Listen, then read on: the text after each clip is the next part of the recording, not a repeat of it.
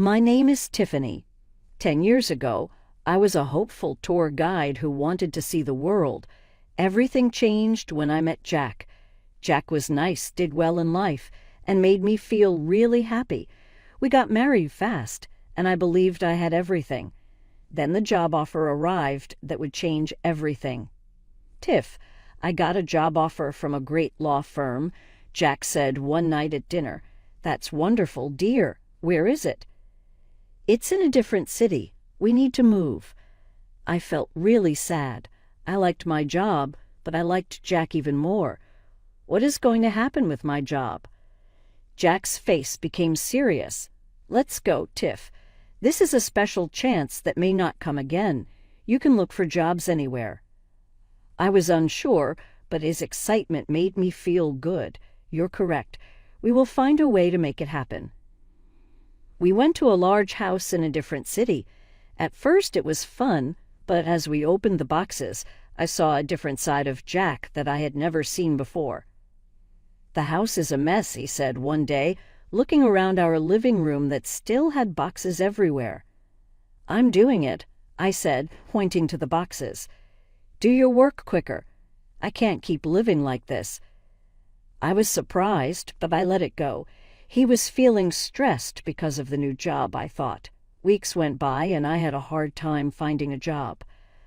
"I think I might look for a job as a tour guide here," I said one evening. Jack chuckled. "That's not true. Pay attention to the house. It's still not good enough." "But I want to have a job, Jack. I really miss it." He got up, looking much taller than me. "I'm the one doing the work, Tiffany. Your job is to make sure everything is just right for me. Do you understand?"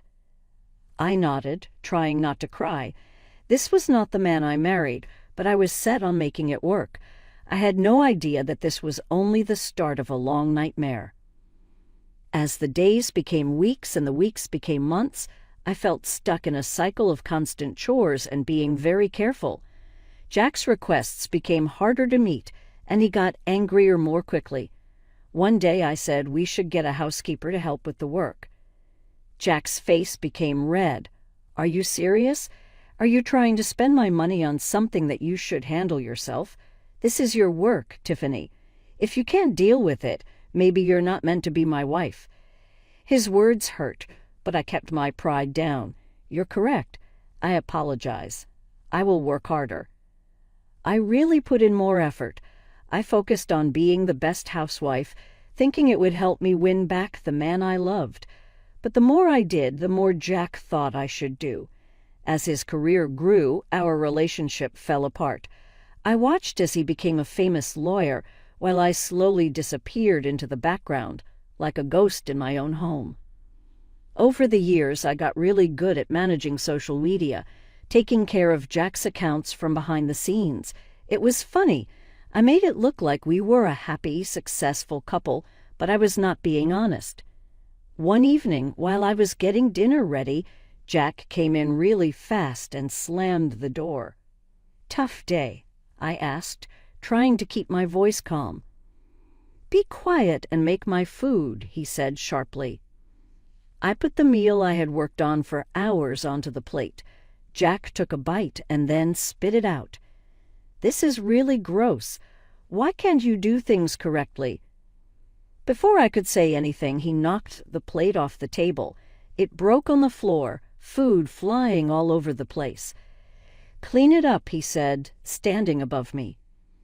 I knelt down to pick up the broken pieces. Tears hurt my eyes, but I didn't let them fall. This was now our usual way of life. The next day I really wanted to improve, so I spent a lot of time making Jack's favorite dish.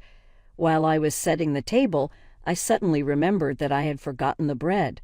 Jack came in, taking off his tie. "Where is my food?" "Coming right up," I said, quickly getting the soup ready. He sat down, looked at the table, and got really mad. "Where is the bread? Are you really this bad at your job?" He quickly knocked the bowl off the table. Hot soup spilled on my leg, and I let out a scream of pain. "You're so dumb," Jack said quietly, walking away and leaving me with the mess and my sore skin. While I was cleaning and crying softly, a thought suddenly struck me. How did I let it become this messy? When did I turn into just a shell of a person? The next morning, I woke up feeling determined like I hadn't in a long time. I can't keep living like this. Jack, I said as he was getting ready to go to work, I can't keep doing this. I want to end my marriage. He turned slowly, a mean smile growing on his face. Is there a divorce? He laughed, and it made me feel uneasy. Pay attention, Tiffany. If you go away, I will hurt you. You will have nothing. No money, no respect, nothing at all. You might find yourself on the streets with others who feel lost. I couldn't breathe for a moment. I saw the homeless people in our city, their sad faces stuck in my mind. Is that really what will happen to me? Accept it, Jack went on. You need me to be complete. Keep that in mind. When he left and slammed the door, I sat down on the floor. He was correct. I didn't have any money, no job, nothing at all. I realized I couldn't continue living this way. That day was a big change. I may not be brave enough to leave right now, but I have begun to make plans. I started to record our talks without telling you, keeping the mean messages, and writing down everything that happened. If I wanted to get away, I had to have proof. While I kept recording Jack's abuse, his career grew even more successful. He won an important case and chose to celebrate at home with his coworkers and friends. You'll get everything ready, he said, and don't even think about getting takeout. I want everything to be made at home. I worked hard for many days. I cleaned all parts of our house, cooked a variety of dishes, and made sure everything was just right. The night of the party came, and I was tired but prepared. Jack got home early, holding a bottle of wine. Here, he said as he poured me a glass, you seem like you could use this. I was surprised by what he did, but I accepted it with thanks. The wine tasted strange, but I thought it was just because I was tired. Jack hardly drank from his glass. Please change, he said. Visitors will arrive shortly. I went upstairs and felt dizzy all of a sudden. When I got to our bedroom, the room was spinning around. I fell onto the bed, feeling very tired and losing awareness quickly. When I woke up, the sun was shining through the windows.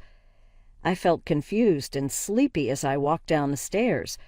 Jack's mom, Margaret, was in the kitchen. Her face twisted in a way that showed she was really grossed out when she saw me. "Oh, look who finally showed up," she said with a smirk.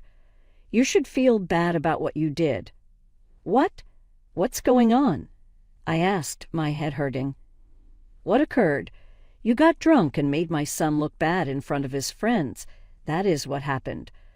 Margaret's voice got louder with every word.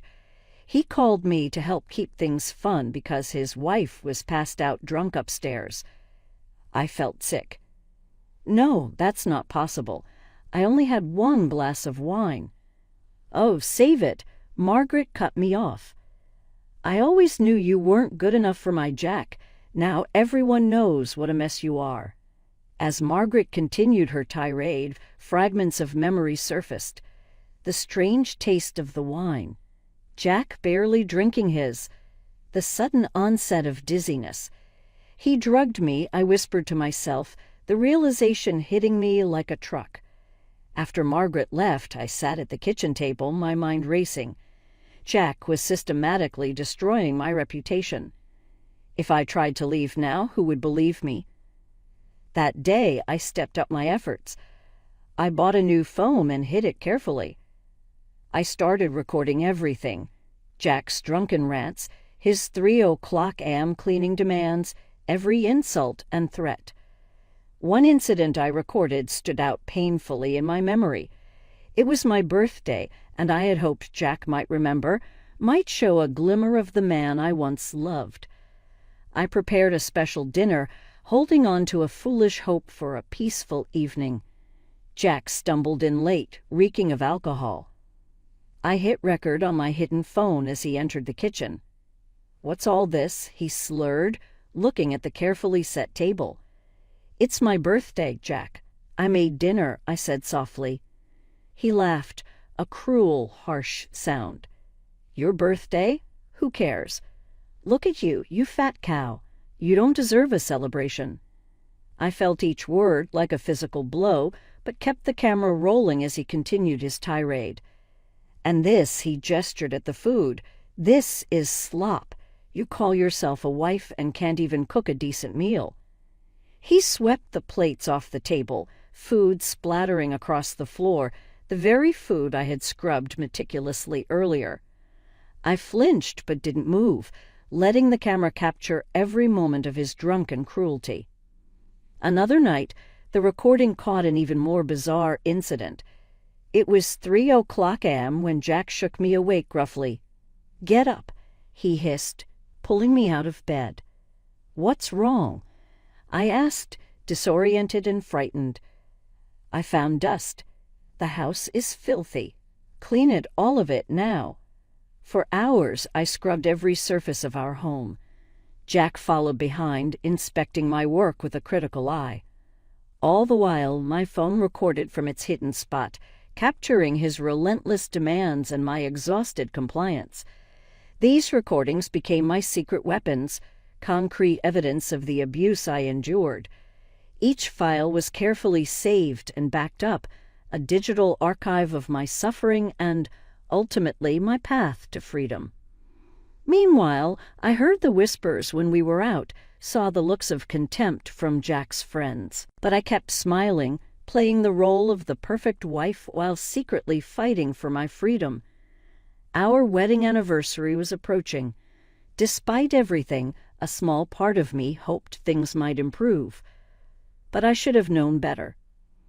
The night of our anniversary, Jack came home in high spirits. "I booked us a table at the best restaurant in town," he announced. "Let's celebrate." I was wary but agreed. Before we left, Jack handed me a glass of lemonade. "I made it myself," he said with a smile that didn't reach his eyes. Alarm bells rang in my head. I pretended to drink, but when Jack stepped out to make a call, I quickly poured it into a nearby plant. As we drove to the restaurant, I felt myself getting drowsy. I fought to stay awake, but my eyes were so heavy. The next thing I knew, I was being roughly pulled from the car. Through half-closed eyes, I saw Jack sneering down at me. "This is where you belong," he spat, throwing my purse far into the darkness with the other worthless people. I heard the car door slam, tires screeching as Jack sped away. My heart raced as I took in my surroundings. Trash littered the streets, and shadowy figures lurked in the darkness. The sound of distant gunshots made me flinch. I was alone, dressed up and wearing jewelry in the most dangerous part of town. Jack's plan was clear. He hoped I'd fall victim to the criminals who called this area home. Panic threatened to overwhelm me, but I forced myself to think. I spotted a small convenience store, its flickering neon sign a beacon of hope in this desolate place. I ran towards it, my heels clacking on the cracked pavement. Bursting through the door, I startled the woman behind the counter. "Please," I gasped. "I need help. Can I use your phone?" The woman, her name tag reading Rosa, looked at me with a mix of concern and suspicion. "What happened to you, honey?" she asked. In a rush, I explained my situation. Rosa's eyes widened, and without a word, she locked the store's front door. "Can't have any troublemakers coming in," she explained, handing me her cell phone. "Make your call. Sweetie, you're safe here." With shaking hands, I dialed my friend Sarah's number, silently thanking my good memory. Sarah answered on the third ring. "Sarah, it's Tiffany." "I need help," I said, my voice breaking. "Tiff, what's wrong? Where are you?" I gave her the store's address, and she gasped. "That's the worst neighborhood in the city. What are you doing there?" "Jack, he left me here. Please, can you come get me?" "I'm on my way. Don't move." As I waited, Rosa kept me company. Her kindness was a stark contrast to the cruelty I'd become accustomed to. "Thank you," I said, as Sarah's car pulled up outside. "You may have saved my life tonight," I added. I slipped off the expensive ring Jack had given me years ago. "Here, please take this. It's not much, but—" Rosa shook her head. "Keep it, honey. Use it to start your new life." Tears in my eyes, I hugged her before rushing out to Sarah's car. As we drove away, Sarah turned to me. "Tiff, this has to stop. You need to fight back."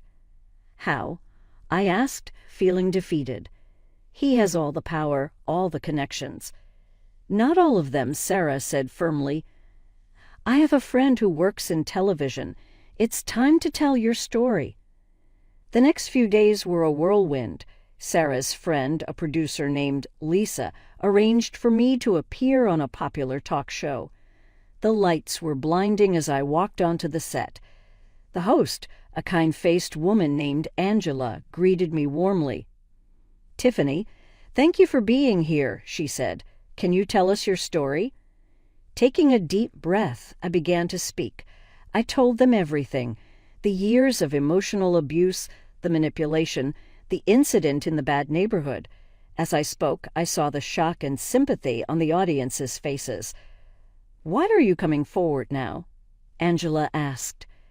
"Because I can't be silent anymore," I replied, my voice stronger than I'd ever heard it.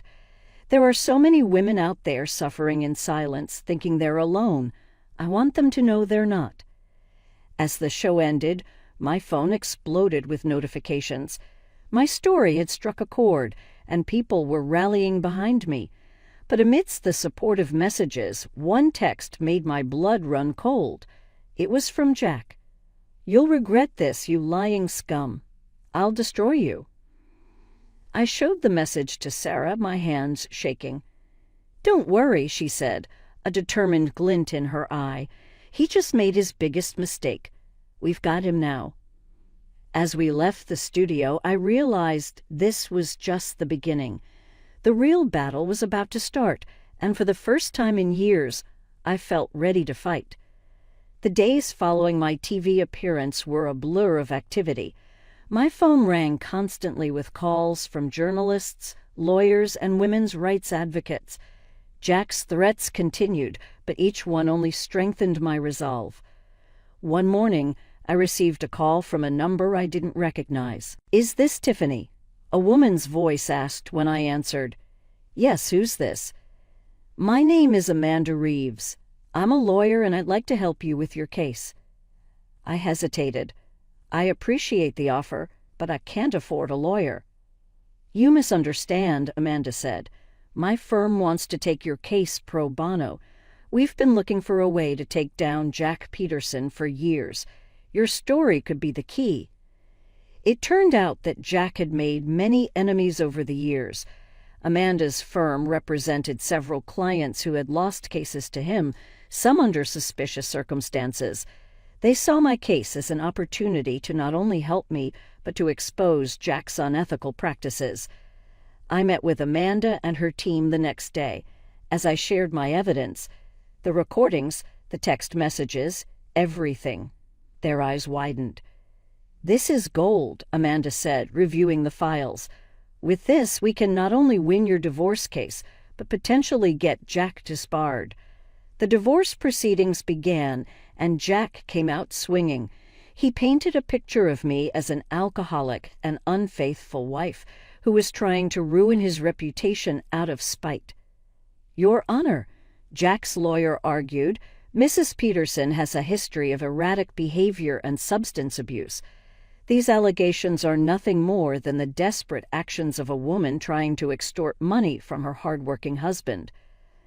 I watched as Jack's mother, Margaret, took the stand, tearfully recounting instances of my supposed drunken behavior, including the night of Jack's work party. "She was a disgrace," Margaret sobbed. "My poor son has suffered so much because of her."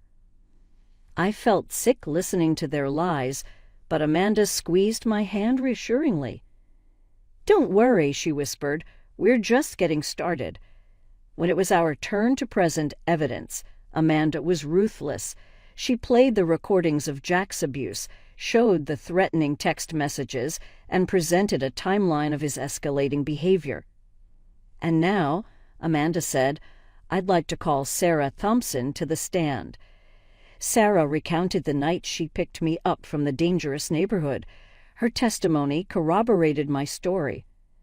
"Objection," Jack's lawyer shouted. "This is hearsay." "Overruled," the judge said. "Continue, Miss Thompson." Next, Amanda called Rosa, the convenience store clerk, to testify. Rosa described my state when I entered her store that night and how she had to lock the door for my safety. Jack's face grew redder with each testimony. I could see him seething, his carefully constructed facade crumbling. The final blow came when Amanda presented a toxicology report. "Your Honor," Amanda said, "we had Mrs. Peterson's hair tested for long-term drug exposure. The results showed traces of sedatives consistent with her account of being drugged by Mr. Peterson." The courtroom erupted in murmurs. Jack leaped to his feet, shouting, "She's lying. You can't believe this." "Mr. Peterson, control yourself or I'll hold you in contempt," the judge warned. As the evidence mounted, I saw the change in people's faces. The doubt was replaced by shock and sympathy. Even some of Jack's friends in the gallery looked disgusted. The judge called a recess to review all the evidence. As we filed out of the courtroom, I caught Jack's eye. For the first time, I saw fear there. The courtroom was packed as we reconvened for the judge's decision. The tension was palpable, and I could feel Jack's glare burning into the back of my head. Judge Harris cleared his throat.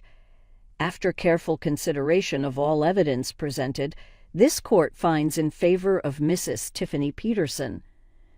A collective gasp filled the room. I sat there stunned as the judge continued. "Mr. Jack Peterson is hereby ordered to pay alimony, surrender 50% of all joint property, and provide financial compensation for emotional damages. Furthermore, Mr. Peterson will cover all legal costs associated with this case." Jack exploded. "This is outrageous. I'll appeal. You can't do this to me." "Mr. Peterson," the judge's voice boomed, "I suggest you control yourself. Given the evidence presented, you should consider yourself lucky that criminal charges haven't been filed." As Jack was forcibly calmed by his lawyer, the judge turned to me. "Mrs. Peterson, this court is imposing a restraining order against Mr. Peterson. He is not to approach you or contact you through any means. Do you understand?" I nodded, tears of relief streaming down my face. The next few weeks were a whirlwind. I moved out of the house I had once considered a prison into a small but cozy apartment. For the first time in years, I felt like I could breathe. But Jack wasn't done. Despite the restraining order, he found ways to make his presence felt. Mutual acquaintances would relay his threats, and I'd occasionally spot his car driving by my new place. "We need to do something," Sarah said one evening as we were having coffee. "He's not going to stop." I nodded, an idea forming. "You're right, and I think I know how to end this once and for all." I still had access to Jack's social media accounts. He'd been too arrogant to change the passwords, probably assuming I wouldn't dare touch them. It was time to use that against him. Over the next few days, I meticulously documented our entire divorce process on his accounts. I shared court transcripts, audio clips, and my own story. The response was overwhelming. Jack's carefully crafted public image crumbled overnight. His firm, unwilling to be associated with the scandal, asked for his resignation. Clients dropped him in droves.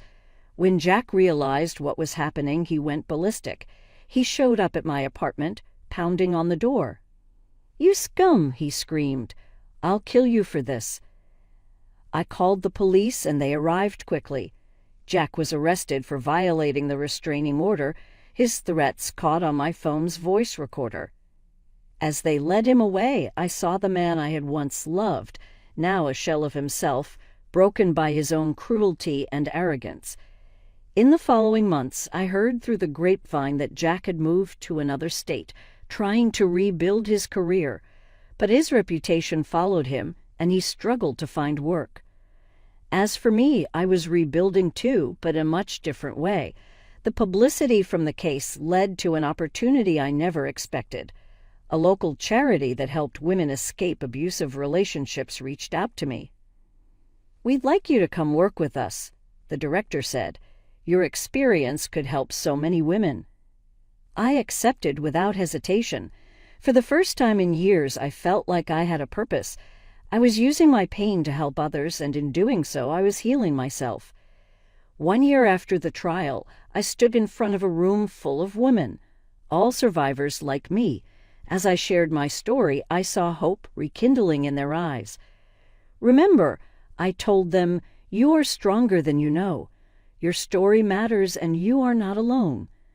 As I looked out at their faces, I realized that this moment, this purpose, was what I had been fighting for all along, not just my freedom, but the chance to help others find theirs. As months passed, my work at the charity became more than just a job. It became my calling. I found myself connecting with women from all walks of life, each with their own harrowing stories of abuse and survival. One day, a young woman named Emily arrived at our center. Her story was very similar: a husband who controlled her, being cut off from friends and family, and a strong fear of leaving. In the next few weeks, I worked with Emily to help her make a safety plan and boost her confidence. When she finally left her husband, the relief on her face was something I recognized well. "Thank you," she said softly, giving me a big hug. "You helped me a lot." Her words really affected me. While I was helping her, I found out that I was also getting better myself. As our center became more well-known, we began getting invites to talk at conferences and events. At first, the idea scared me a lot. I was never good at public speaking, and just thinking about telling my story to big groups made my hands sweaty. But Sarah, always there for me, cheered me on. "Tiff, your story can help a lot of people. You need to do this." I spoke for the first time at a nearby university. As I stood at the podium and looked at all the faces, I felt a strong feeling inside me that I didn't know I had. "I am Tiffany," I said, "and this is my story of how I survived." While I talked, I noticed how my words were affecting others. Students leaned forward in their seats. Some wiped away tears, while others nodded in understanding or clenched their fists in anger at what I had gone through. After the talk, many people lined up to talk to me. Lots of people talked about their own stories or those of their family and friends. Some people just wanted to help. That night, as I lay in bed thinking about the day, I felt a strong sense of purpose. My past, though it hurt, has turned into a way to make things better.